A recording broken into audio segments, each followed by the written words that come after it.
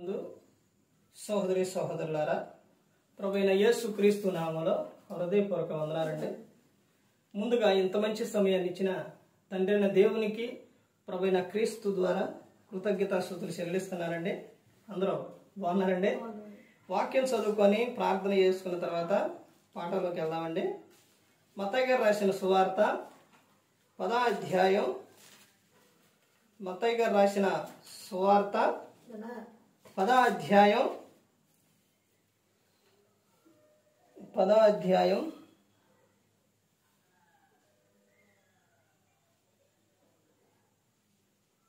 5వ వచనం నుంచి, యేసు ఆ 12 మందిని పంపుచూ వారిని చూచి వారికి ఆజ్ఞాపించినదేమనగా, మీరు అన్ని జనుల దారిలోనికి వెళ్ళకుడి, సమరయల ఏ పట్టణములనను ప్రవేశింపకుడు గాని ఇశ్రాయేలు వంశంలోని నశించిన గొర్రెల యొద్దకు వెళ్ళుడి.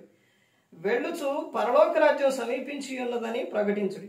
రోగులను స్వస్థపరచుడి, చనిపోయిన వారిని లేపుడి, కుష్ఠరోగులను శుద్ధునిగా చేడి, దెయ్యములను వెళ్ళగొట్టుడి, ఉచితముగా పొందితిరి, ఉచితముగా అయ్యుడి.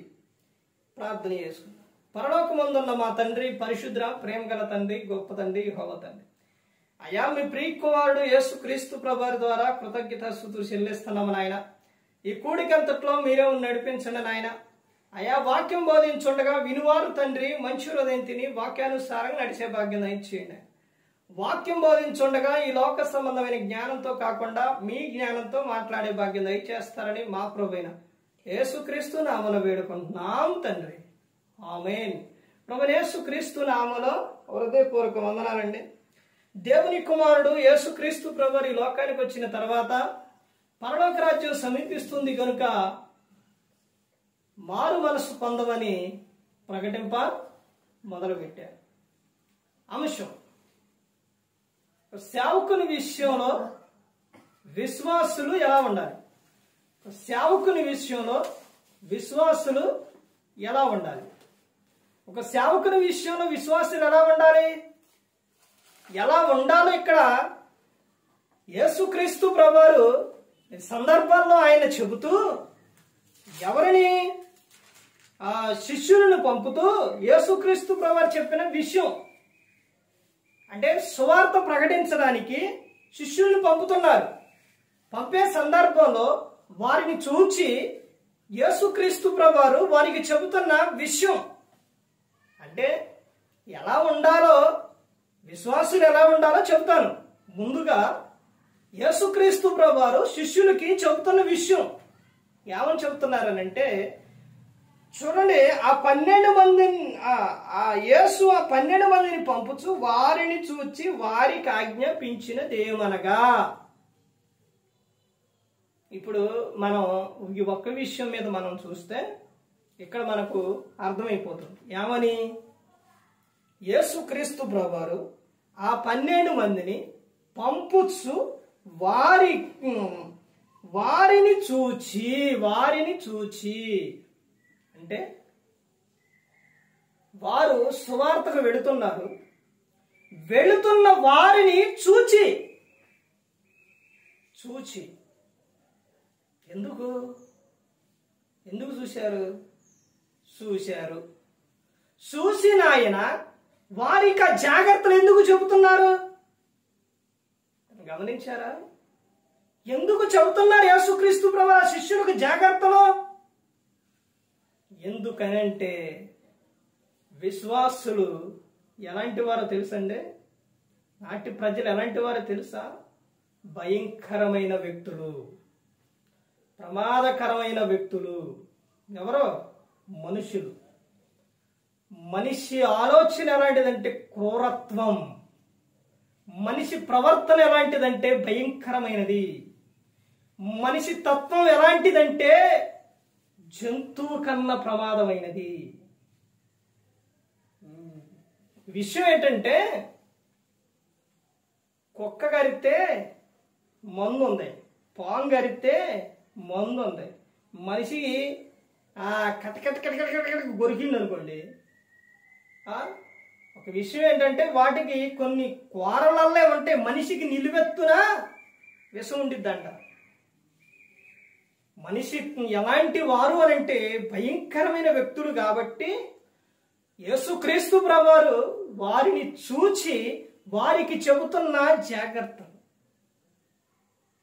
ఎందుకనంటే మనుషులు ఎలాంటి వారో తెలుసండి. అందుకనే ఈ పాఠం పేరు తీసుకున్న ఏమని, సేవకుని విషయంలో విశ్వాసులు ఎలా ఉండాలి. ఇప్పుడు యేసుక్రీస్తు ప్రభువారు వారిని పంపుచు జాగ్రత్తలు చెబుతున్నారు. వారికి జాగ్రత్తలు చెబుతూ చూడండి ఏం చెబుతున్నారు. 16వ వచనం చూడండి. ఇదిగో తోడేళ్ల మధ్యకు గొర్రెలను పంపినట్టు నేను మిమ్మును పంపుచున్నాను గనుక పాముల వలె వివేకులను పావుల వలె నిష్కపటులై ఉండుడి. ఎక్కడ పంపిస్తున్నట్ట? ఎక్కడ పంపిస్తుండో? ఇదిగో తోడేళ్ల మధ్యకు గొర్రెలను పంపినట్టు. తోడేళ్ల మధ్యకే గొర్రెను పంపిస్తే ఏం జరిగిద్దండి? మనకు తెలిసిన భాష ఇదంతా, మనకు తెలుసు. ఏం జరిగిద్ది?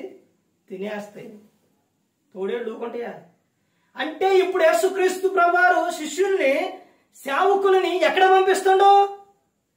తోడేళ్ల మధ్యకు పంపిస్తా. అంటే మనుషుల యొద్దకు పంపిస్తున్నా వాళ్ళు ఎలాంటి వాళ్ళో ఎలా పోల్చి చెబుతున్నారో ఒకసారి ఆలోచించండి. మనిషి ఎప్పుడు ఎలా మారుతారో తెలుసండి. ఒక క్షణం మంచుకుంటాడు, ఒకే క్షణం ఎట్లా మారుతారో తెలియదు. ఏ క్షణంలో ఎలా మారిపోతారో తెలియదు. సువార్త చెబుతుంటే వారికి ఏమన్నా ఒక బాధ కలిగేది, నొప్పి, ఒక మాట వచ్చింది అనుకోండి, ఏం చేస్తారు? కొన్ని ప్రాంతాల్లో అయితే ఆపేయ్ అంటారు. మైకు సౌండ్ పెట్టి కొంచెం సువార్త వినిపించాలని మైకు కన్నా పెడితే ఏమంటారు? ఏంటి సౌండ్, ఆపేయండి అంటారు. అదే బయట డీజేలు పెడితే చెవులు దద్దరిల్లిపోయి డీజే బాక్సులు పెట్టి గుండెలు అదిరి గుండె ఆగిపోయి చనిపోయిన వారు లేరా? ఉన్నారు. అంత సౌండ్ అయినా వింటారు. సినిమాల రోడ్డు మీద వేసి, నాటకాల రోడ్డు మీద వేసి డాన్స్ ప్రోగ్రాలు పెడితే తెల్లవారులైనా వింటారు, తెల్లవారులైనా చూస్తారు. ఒక అర్ధగంట మించి వాక్యం చెబితే వింటారా? ఎంతసేపు అండి? ఎంతసేపు? లేదా ఏంటి గోల? మనుష్యులు ఎలాంటి వారంటే భయంకరమైన వ్యక్తులు. అందుకనే ఎక్కడ పంపిస్తున్నానని ఎవరంటి జాగ్రత్తలు చెబుతున్నారు. ఇదిగో తోడేళ్ల మధ్యకు గొర్రెలను పంపినట్టు నేను మిమ్మును పంపుచున్నాను. నువ్వు ఎలా ఉండాలి? ఇక మరి ఒకసారి సేవకుడు ఎలా ఉండాలో ఒక్కసారి ఆలోచించండి. ఆ రోజున యేసుక్రీస్తు ప్రభువారు చెప్పారు. ఆ రోజేంటి, ఈ రోజేంటి, ఎప్పుడైనా కానీ యేసుక్రీస్తు ప్రభువారు చెప్పిన విషయం ప్రతి ఒక్కటి కూడా సత్యం. ఈ రోజున సేవకుడు ఒక విశ్వాసి దగ్గరికి వెళ్ళాలంటే, సువార్తను చెప్పాలనంటే ఏ విధంగా ఉందో తెలుసండి. ఎలా రియాక్ట్ అవుతారో, ఎలా ఉంటారో అని.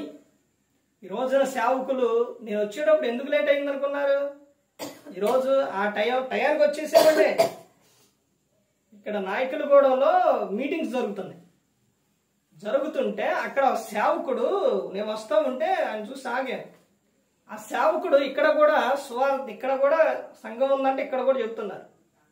అయితే ఆ సేవకుడు చెప్తున్న విధానం ఏంటనంటే, అయ్యా నేను అక్కడ స్టార్ట్ చేశాను, విశ్వాసులు వస్తున్నారు, కానీ ప్రయోజనం లేదయ్యా. 2-3 కుటుంబాలు వస్తున్నాయి కానీ వేస్ట్ అయ్యా. ఎందుకయ్యా? నేను అక్కడ తీసేస్తానయ్యా అని అంటాను. ఎందుకని? ఎక్కడి నుంచి వస్తాడో సేవకుడు? చాలా ప్రాంతం నుంచి వస్తాడు. అంత దూరం నుంచి ఇంత దూరం వచ్చి ఇక్కడ సువార్త చెబుతామని వస్తే, ఆ విశ్వాసులు మాట వినకపోతే, ఆ విశ్వాసులు కూడుకోకపోతే, విశ్వాసులు లేకపోతే సేవకుడు ఏం చేస్తారు?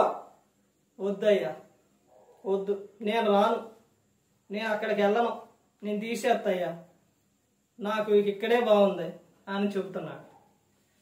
అసలు విశ్వాసులు ఎంత ఇసికిస్తే, ఎంత ఇదిగా ఉంటే ఆ మాట చెబుతారు. ఒక ప్రాంతం నుంచి ఇంకో ప్రాంతానికి సేవకుడు వస్తున్నాడనంటే, సువార్తను చెప్పడానికి వస్తున్నాడంటే, ఏదో మామూలుగా ఊరుకు బయలుదేరినట్టు టాక్టిక్గా బయలుదేరి సేవకుడు రాడు. ఎంత భారం కలిగి వస్తారో తెలుసండి, ఏ విధంగా కలిగి వస్తారో తెలుసండి. ఏ కారమైనా వానాకాలమైన, చలికాలమైన, వేసవి కాలమైన, ఏ కాలమైన సువార్తను చెప్పడానికి సేవకుడు వస్తాడు. రాత్రులని లేదు, పగులని లేదు, చలని లేదు, ఎండని లేదు, ఏ సమయంలోనైనా సేవకుడు వస్తాడు. ఎందుకు వస్తాడో? ఎందుకు వస్తాడండి? ఎందుకు చెబుతాడో? నీ ఆత్మలను రక్షించడానికి, మిమ్మల్ని కాపాడటానికి, మిమ్మల్ని పరలోకం చేర్చడానికి సేవకుడు వస్తున్నాడు. ఆ సమయంలో ఎన్ని వస్తాయో తెలుసండి, ఎన్ని ఆటుపోటులు వస్తాయో తెలుసా? ఎన్ని బాధ కలిగినా కానీ ఏ ఒక్క తలనొప్పి వస్తున్నా వస్తురు, కడుపు నొప్పి వస్తున్నా వస్తురు, కాలు నొప్పులు వస్తున్నా వస్తురు, వెనకమాల ఆర్థిక పరిస్థితి బాగా పోయినా వస్తురు, ఎన్ని ఉన్నా కానీ సేవకుడు సువార్తను చెప్పడానికి వస్తారు. ఎందుకని? ఇక్కడ వారిని చూచి చెప్పిండంటే వారిని ఎలా భావించింది యేసుక్రీస్తు ప్రభువారు? పిల్లలు. ఎవరు? పిల్లలు. ఆ పిల్లలు సువార్తకి వెడుతున్నారు, చెప్పడానికి వెడుతున్నారు. పిల్లవాడు బాబు ఎగ్జామ్ రాయడానికి వెళితే తల్లిదండ్రి ఎంత ఇదయ్యారు, ఏమని చెప్పారు? ఎగ్జామ్కి వెళుతూ ఉంటే, అయ్యా ఆ కుమారుడి నిమిత్తం ప్రార్థన చెయ్యి. ఎందుకని? ఎందుకు చెప్పారండి ప్రార్థన చేయమని? మంచిగా రాయాలని, పాస్ అవ్వాలని, ప్రయోజకుడు అవ్వాలని, బాగుండాలని, ప్రయాణంలో ఎటువంటి ఆటంకాలు లేకుండా ఉండాలి, క్షేమంగా ఇంటికి రావాలి అని. అదే విధంగా యేసుక్రీస్తు ప్రభువారు సేవకులను పంపుతూ చెబుతున్న విషయం ఏమని? ఇదిగో మీరు వెళుతున్నారు, మీరు ఇలాంటి జాగ్రత్తలు తీసుకోవాలి. మనుషులు ఎలాంటి వారనంటే భయంకరమైన వ్యక్తులు వారు. చూడండి ఇంకా ఏమని చెబుతున్నారు చూడండి. కనుక పాముల వలె వివేకులను, పావురం వలె నిష్కపటులై మనుషులను గూర్చి జాగ్రత్త పడుడే. చూశారండి? ఏం పడాలంట? మనుషులను గూర్చి జాగ్రత్త పడాలి. ఏ సందర్భంలో, ఏ విషయాల్లో ఎలా మారుతారో తెలియదు, ఎలా ఉంటారో తెలియదు. అందుకని వారి నిమిత్తం మీరు ఎలా ఉండాలి? జాగ్రత్త కలిగి ఉండాలి. తర్వాత చెబుతున్న విషయం చూడండి. వారు మిమ్మల్ని మహాసభలకు అప్పగించి తమ సమాజ మందిరమును మిమ్మల్ని కొరడాలతో కొట్టింతురు. వీరికి అన్ని జనులకును సాక్షార్థమై నా నిమిత్తము మీరు అధిపతుల యొద్దకును రాజుల యొద్దకును తేబడుదురు. చూశారండి? ఏమని చెబుతున్నారు యేసుక్రీస్తు? ఎలాంటి జాగ్రత్త కలిగి ఉండాలని చెబుతున్నారు చూశారండి? సేవకుని విషయంలో విశ్వాసులు కలిగి ఉన్న విధానం ఏంటంటే, ఏ విధంగా ఉండాలి అని అంటే, ఎలాంటి జాగ్రత్త కలిగి ఉండాలి అని అంటే, సేవకుడు అంత దూరం నుంచి వస్తూ ఉంటే నువ్వు ఏ విధంగా ఉండాలి? సేవకుడు వచ్చేసరికి నువ్వు ఎలా ఉండాలి? సిద్ధపడి ఉండాలి. సేవకుడు వచ్చిన తర్వాత సిద్ధపడడం కాదు. సేవకుడు సమయం చెప్పాడంటే సేవకుడు వచ్చేసరికి నువ్వు సిద్ధపడి ఉండాలి.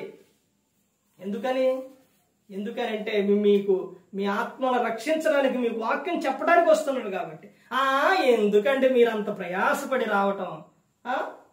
ఎందుకంటే వచ్చినా మేమేమన్నా కూడికలో కూర్చుంటామా, ఆరాధనకు వస్తామా, మీరు ఎందుకండి రావటం అని నువ్వు అనుకుంటే, ఒక ప్రాంతంలో ఈరోజు తెలిసిన విషయం, ఒక ప్రాంతంలోనే ఆమంట నెంబర్ 1 బాగా కట్టింది, బాగానే ఉంది. అయితే తల్లి ప్రార్థనకి వెళ్ళదు. చెబుతున్న విషయం ఈరోజు నేను చూశాను, వెళ్ళాను. వెళితే తర్వాత వచ్చేటప్పుడు నాకు చెప్తున్నారు ప్రార్థనకి వెళ్ళదంట. అన్ని ఆచారాలు ఏంటి, ప్రతి ఒక్కడి కూడా పారంపర్య ఆచారాలు అవన్నీ పాటిస్తుందంట. ప్రార్థనకి వెళ్ళని తల్లి విషయంలో కుమారుడు అసలు ఏ విధంగా ఉంటాడో తెలుసండి? ఇప్పుడు ఆ తల్లికి దేవుని భయం లేదు. ఇప్పుడు ఆ కుమారుడు ఎలా తయారైపోయాడనంటే, బయటికి వెళ్ళిపోయి తాగేసి ఫ్రెండ్స్ అంటూ నైటు 7 11 1 12 అయ్యిద్దంట వచ్చేసరికి. ఏం చెప్పిద్ది ఆ తల్లి? ఏం చెప్పిద్దండి? అసలు ఏం చెప్పింది ఒకసారి ఆలోచించండి. ఇంక కుమారుడి జీవితం ఏమైపోయింది? ఆ కుమారుడి జీవితం ఏమైపోయిందండి? చేతులారా ఆ తల్లి ఏం చేసింది? పాడు చేసేసింది. అదే నువ్వు మందిరానికి వెళ్ళి నువ్వు ఇంట్లో ప్రార్థన చేస్తుంటే నీ కుమారుడు ఏదో సమయంలో ఇంటికి వచ్చినప్పుడు ఏం చేస్తారో చూసి, నా తల్లి ప్రార్థన చేస్తుంది అని. అగస్టిన్ అనే ఒక వ్యక్తి తెలుసండి మీకు? అగస్టిన్ ఆమె అగస్టీను తల్లి ఎవరంటే మౌనిక. అయితే ఆ తల్లి ఏం చేసేదంటే ప్రార్థన చేసేది. ప్రార్థన చేస్తూ ఉంటే ఆమె ప్రార్థన చేస్తూ ఉంది, ఇతను తప్పు మీద తప్పులు చేస్తూనే ఉన్నాడు. ప్రార్థన చేస్తూ ఉంది, తప్పులు చేస్తూనే ఉన్నాడు. అలా ఉండే సమయంలో ఆ తల్లి మాత్రం దేవుణ్ణి విడిచిపెట్టల, ప్రార్థన చేస్తూనే ఉంది. అలా చేసిన తర్వాత ఒకసారి అతను ఒక వేశ్య దగ్గరకు వెళుతూ ఉంటే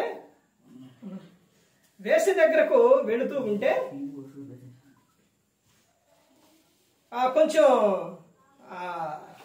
తర్వాత వెళ్దామని అటు నుంచి అటు వెళుతూ ఉన్నాడంట. వెళుతూ ఉంటే ఊరి చివరికి అటు వెళుతూ ఉంటే అక్కడ సువార్త వినపడ్డదంట. వినపడేసరికి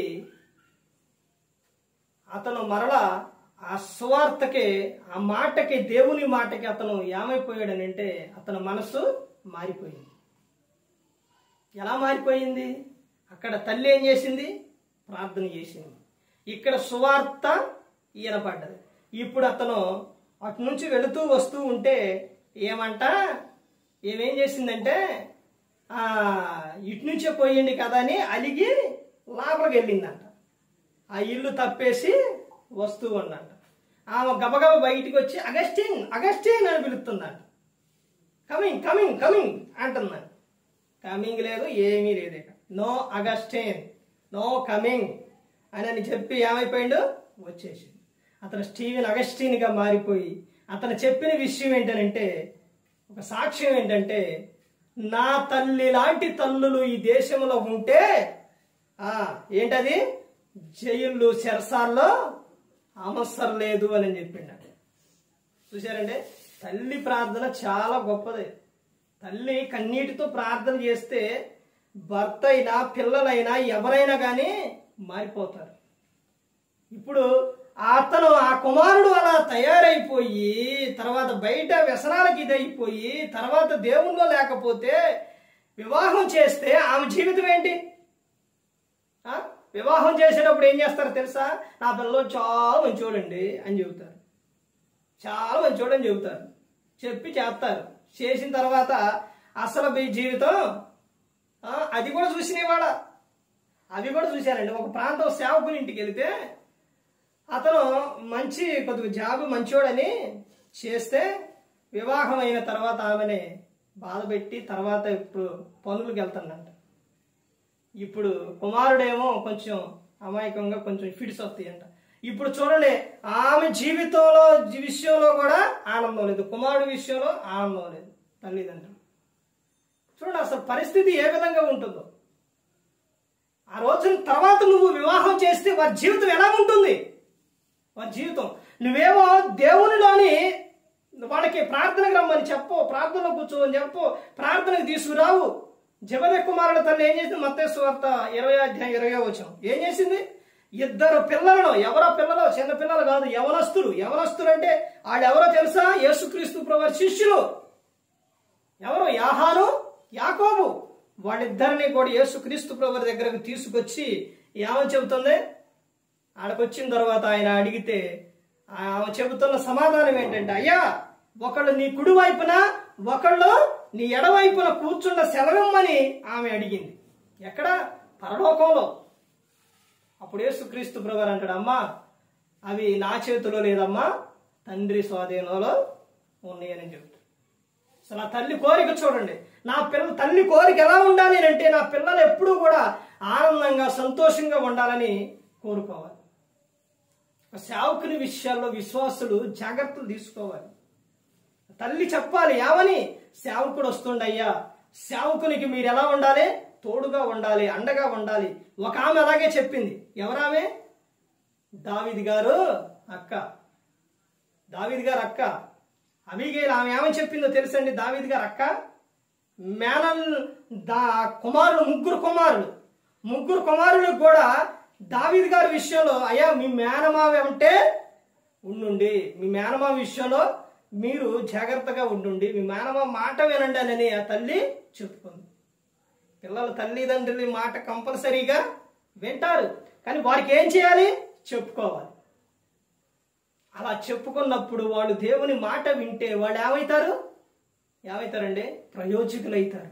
ఇప్పుడు అలా వివాహమైన తర్వాత అలా తాగొచ్చి అట్ట తిరిగి ఆయనకి వివాహం చేస్తే భార్యను బాధ పెడతాం. ఈ తల్లి ఏంటిరా ఇది అని అందనుకో, ఈ తల్లిని ఏం చేస్తారో, ఈ తల్లిని ఊకోడు.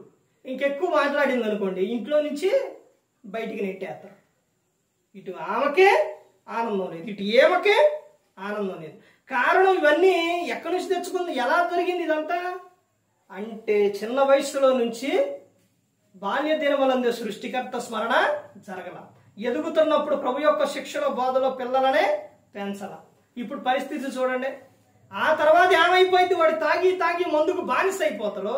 వాడి జీవితం ఏదైనా అనారోగ్యం వచ్చిందని అంటే ఏమైపోతుంది? ప్రసంగి 7వ అధ్యాయం 17వ వచనం. అధికముగా దుర్మార్గ పనులు చేయకము, బుద్ధిహీనముగా తిరగకము, నీ కాలానికి ముందు నువ్వెలా చనిపోదు అని ఉంటుంది. ఇప్పుడు అలా తాగి తాగి తాగి ఏదో ఒకటి వచ్చి యవనంలోనే మంచాన పడితే ఈ తల్లి ఏం చేసిద్ది? ఈ తల్లి ఏడ్చిద్ది. వివాహమైన తర్వాత ఒకవేళ అప్పుడుగానే ఏదైనా జరిగితే ఆమె ఏడ్చిద్ది. చూడండి, ఇదన్నీ కారణాలు చేతులారా ఎవరు తెచ్చుకుంటున్నారు? తమకు తామే వారే తెచ్చుకుంటున్నారు.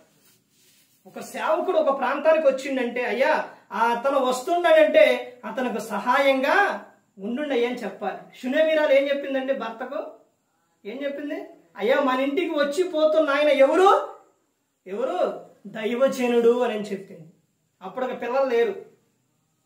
దైవజనుడు అని చెప్పి భర్తకు చెప్పి ఇంటి మీద ఏం కట్టించింది? గది కట్టించింది. అతను ఎందుకు కట్టించింది? అతను ఆ ప్రాంతానికి వచ్చినప్పుడు అక్కడ రెస్ట్ తీసుకోవడానికి. సేవకుడని ఇల్లు క్రీస్తు వారని గిన్నెడ చన్నీళ్లు విస్తే మీకు వచ్చే ఫలం పోదు అని గ్రంథంలో చెబుతాం.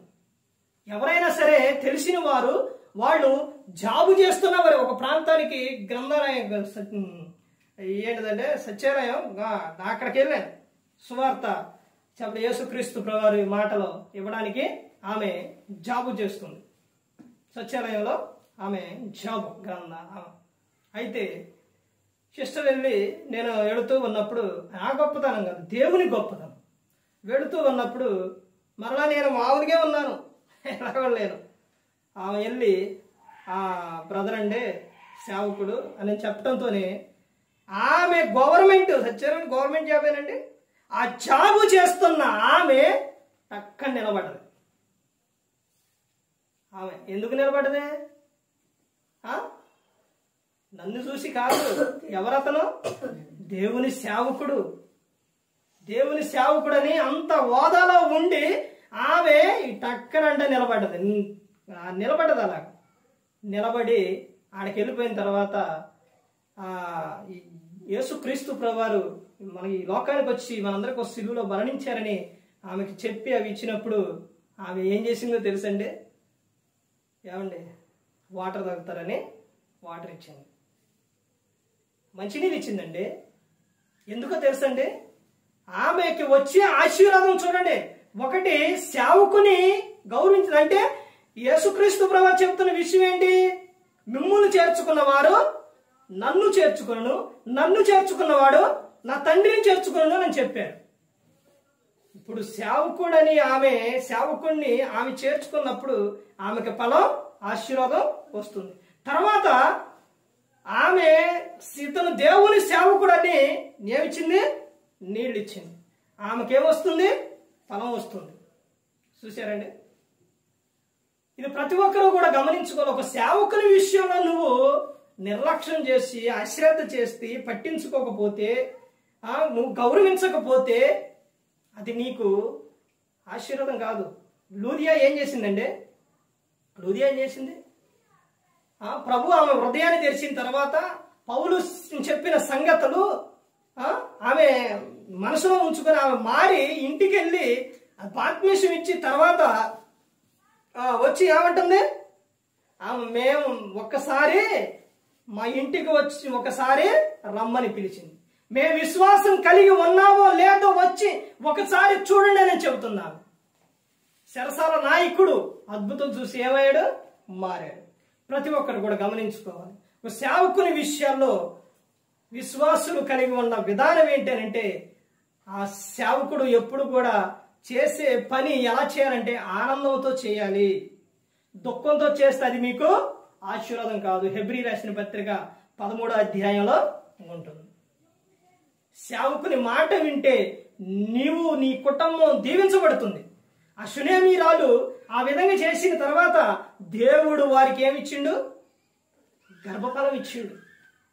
గర్భఫలం ఇచ్చిండంటే మరలా కుమారుడు వ్యాధి చేత మరణిస్తే మరలా సేవకుడు వచ్చి ఏం చేసిండు? బ్రతికించిండు.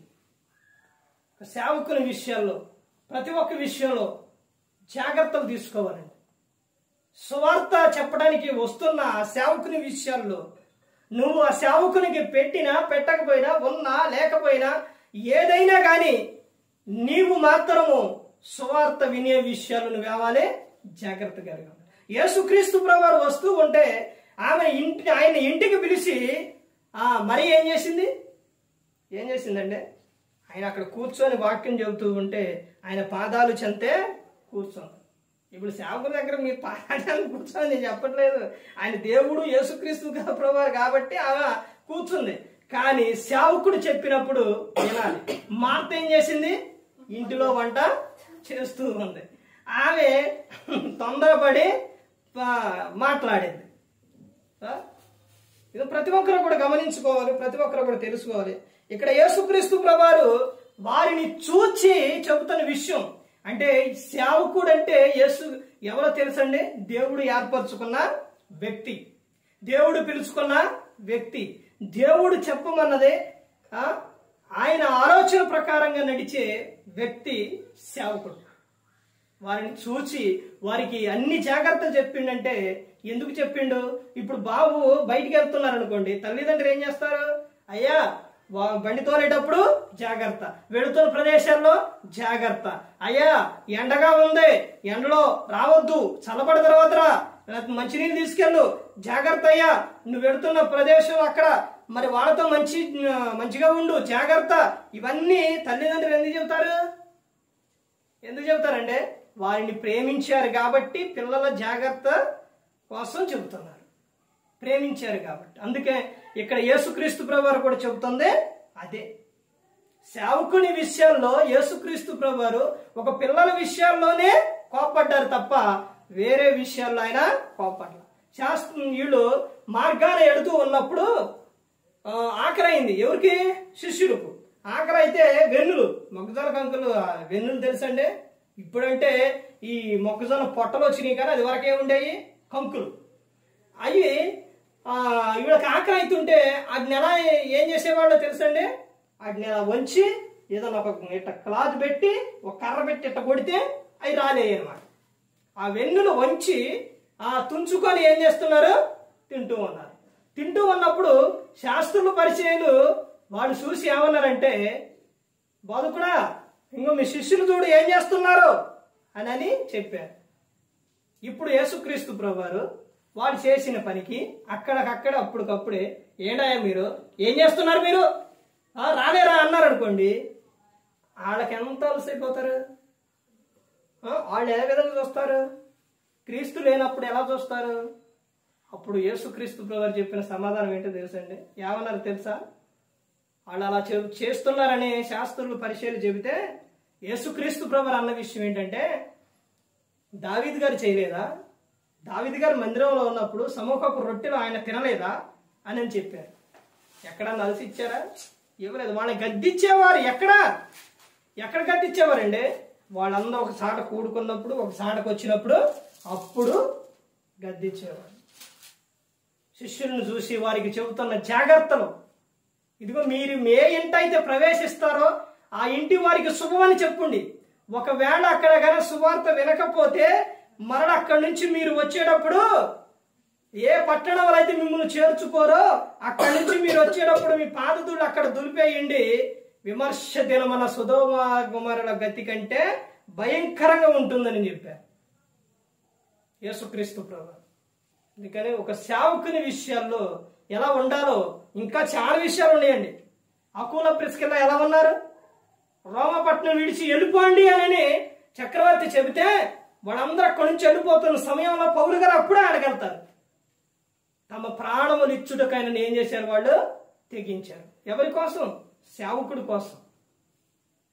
ఇప్పుడు చక్రవర్తి రాజు చెప్పినట్టు అక్కడి నుంచి వెళ్ళిపోతే ఏమైంది? చంపేస్తారు. అయినప్పటికీ కూడా సేవకుడు ఇక్కడికి వచ్చిండు. ఈ సేవకునికి, ఈ గృహంలో ఇక్కడ సేవకునికి మనం సహాయంగా ఉంటే, అండగా ఉంటే, పౌలు గారికి భార్య లేదు కానీ వివాహం అవ్వలేదుగా, అతను వెళ్ళిండు. ఇప్పుడు ఆయనకి భర్త భార్య ఎవరు? అకోలా, ప్రిస్కిల్లా. వీళ్ళిద్దరు కూడా ఎలా ఉన్నారు? సహాయంగా ఉన్నారు. అక్కడ నుంచి సువార్త అక్కడ నుంచి అనేక ప్రాంతాలకు ఏం చేసిండు ఆయన? సువార్త ప్రకటన. అక్కడికి వెళ్ళటం, వాళ్ళ ఇంటికాడ అక్కడ వాళ్ళ గృహం యొద్ద అక్కడ ఉండటం, తర్వాత అక్కడి నుంచి సువార్త చెప్పడానికి వెళ్ళేవాడు. పౌలు గారి వృత్తి ఏంటంటే డేరాలు కుట్టే వృత్తి. వాళ్ళు కూడా డేరాలు కుట్టాడు కాబట్టి వాళ్ళతో కలిసి ఏం చేశాడు? పని చేసేవాడు. కానీ ఒక సేవకుడిని వాళ్ళు ఏం చేశారు? చేర్చుకున్నారు. వారి నిమిత్తం రోమిలు అపోస్తలుడైన పౌలు గారు రోమిలు రాసిన పత్రిక 16వ అధ్యాయం 2-3 వచనాలు చెబుతారు.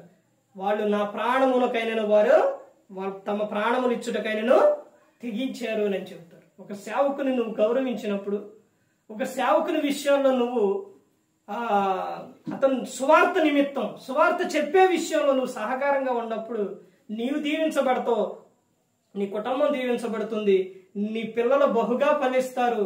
నీ కుటుంబం ఎలా ఉంటుందంటే పిల్లల నువ్వు చూస్తావండి. కుటుంబం, నీ పిల్లలు ఎల్లప్పుడూ ఆనందంగా సంతోషంగా ఉంటారు. వాళ్ళు బహుగా ఫలిస్తారు.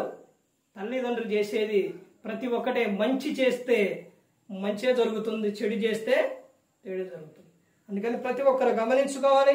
ఒక సేవకుని విషయాల్లో ప్రతి ఒక్కరు కూడా జాగ్రత్త కలిగి, ప్రతి ఒక్కరు కూడా ఎలా ఉండాలి అని అంటే దేవుడు చెప్పినట్టు ప్రతి ఒక్కరు కూడా ఉండాలి. ఏ ఒక్కరు కూడా నశించి నరకానికి వెళ్ళిపోకూడదని యేసుక్రీస్తు ప్రభువారు ఈ లోకానికి వచ్చి మనందరి కోసం సిలువలో తన ప్రాణాన్ని పెట్టి ఉన్నారు. మరి ఈ విధంగా నిలబెట్టి మాట్లాడించిన తండ్రి దేవునికి కృతజ్ఞతాస్తుతులు చెల్లిస్తూ, ఇంతవరకు శ్రద్ధగా ఉన్న మీకు ప్రభు పేరున హృదయపూర్వక వందనాలు చెల్లిస్తూ ఈ మాటలు ముగిస్తున్న అందరికీ వందనాలు.